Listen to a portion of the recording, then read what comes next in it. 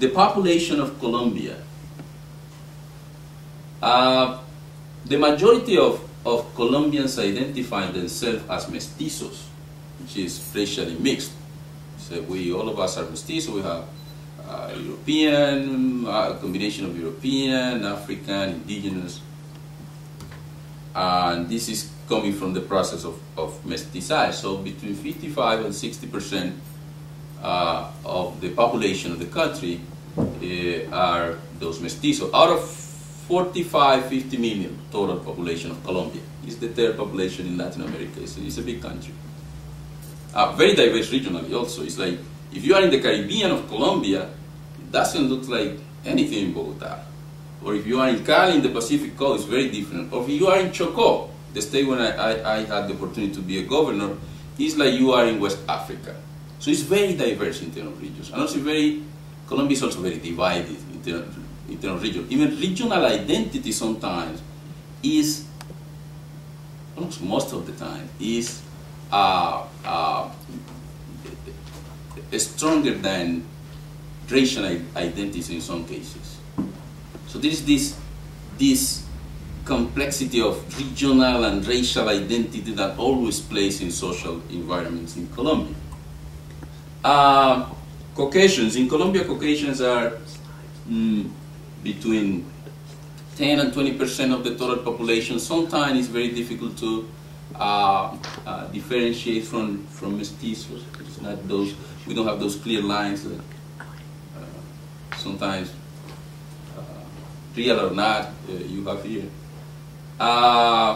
Afro-Colombians, we are 25% of the total population. That's the number that they use, and it's very recognized. Indigenous are 5% of the population of Colombia. So racial minorities in the context of Colombia and Latin America are almost third or a little bit more of the total population of the country. But there is a huge debate about the numbers. So it's like, when we start like breaking with invisibility inside the country, they say, oh no, but you are not so many, as you are saying. But you know what? The first that said that we were so many, 25%, was the same government in 1997. In 1997, we were not like, some sectors in Colombia were not perceiving the rise of Afro-Colombians as a threat. So they produced a report, the Department of National Planning produced a report that said, according to the studies of the demographers of the National Department of Planning, it's like, and they are like in terms of public administration, all these things are like God in Colombia. All these students from Harvard and Oxford, and they do that. They think that they know all the truth. So they said it's 25%, and they publish. That's the mistake they commit. They publish the document. So Afro-Colombian leaders start using these numbers. Well, because in 1993 we have the census. In 1983, the census, they asked the question, are you Afro-Colombian? So only 1% identify themselves as Afro-Colombian. So because of, they have different methodologies, but the term Afro-Colombian was very new. I will talk about that later. So, for example, we always have been identified as blacks. So I asked my mom, said, hey, Peche, and how you responded to that question? Because the debate started, so I said, well, I need to ask somebody that, how you asked the question on the census? He said, well, did you say that you are Afro-Colombian? She said, no, I'm not Afro-Colombian. I'm black. So I said, wow, this was the problem. So, well, in 2003, we continued with our number of 25%. They said that, well, it's not 25, but it's like 18%. So they produced that report in 2003. In 2004, the Vice President of Colombia, jointly with the World Bank, produced a report, said, it's 25. That's the number, 25%. In 2005, again, we had a census.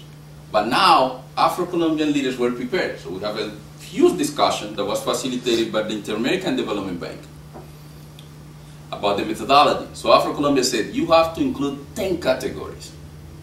as people that we know are Afro-Colombians identify themselves. Well, they settled to 5, half of them. So the census showed that we are 10%. 10%. Well, what we said, it's a gain, because the census before this one was in 1993. We were 1%. Now we are 10%. What? We're improving. And it's a very fast improvement that you cannot explain by demographic laws. It's like, how come? It's so big. There's a problem with there's something with methodologies and something with identity. Well, in 2010 now we are between 18 and 25% again.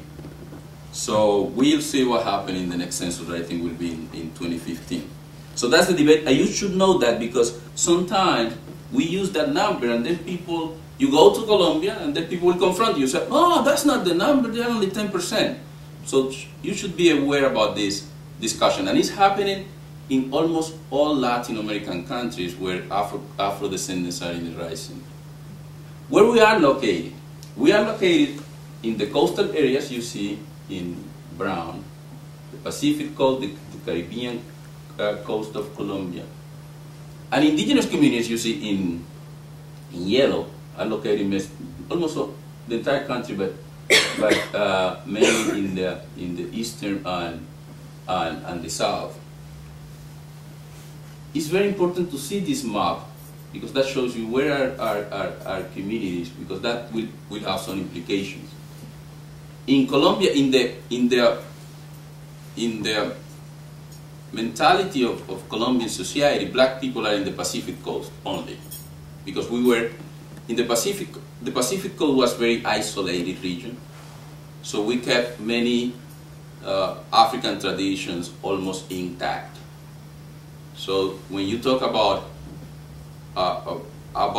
Afro-Colombians people, the first thing that will come to their mind is, well, that's Chocó, that's the Pacific coast.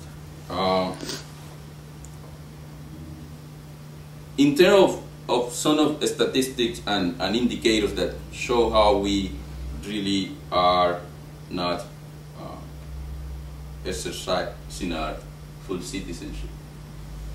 Infant mortality is a very important indicator. In Colombia, in terms of infant mortality, 19 children died at birth, out of 1,000. For Afro-Colombians, it's between 75 and 80. So you see the difference, and that's a recognized indicator, it's official.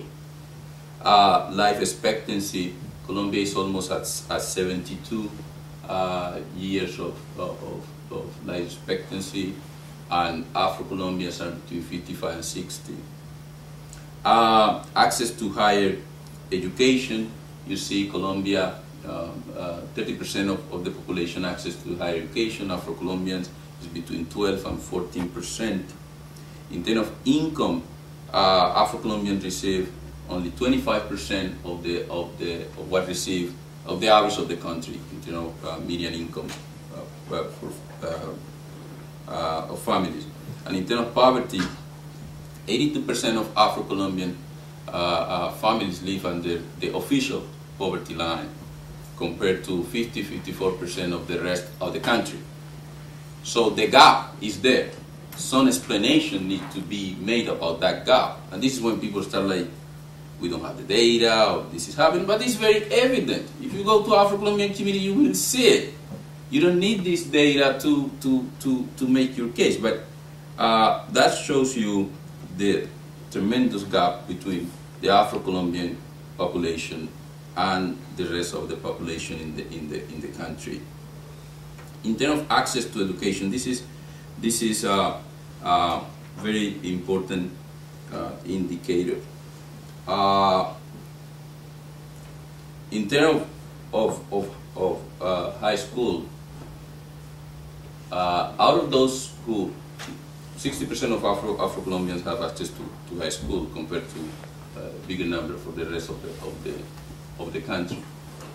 From then on, only 20% complete the high school.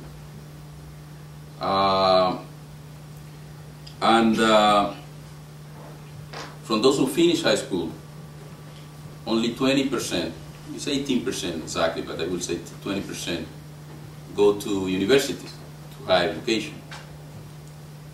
Of those, only 3% complete higher education.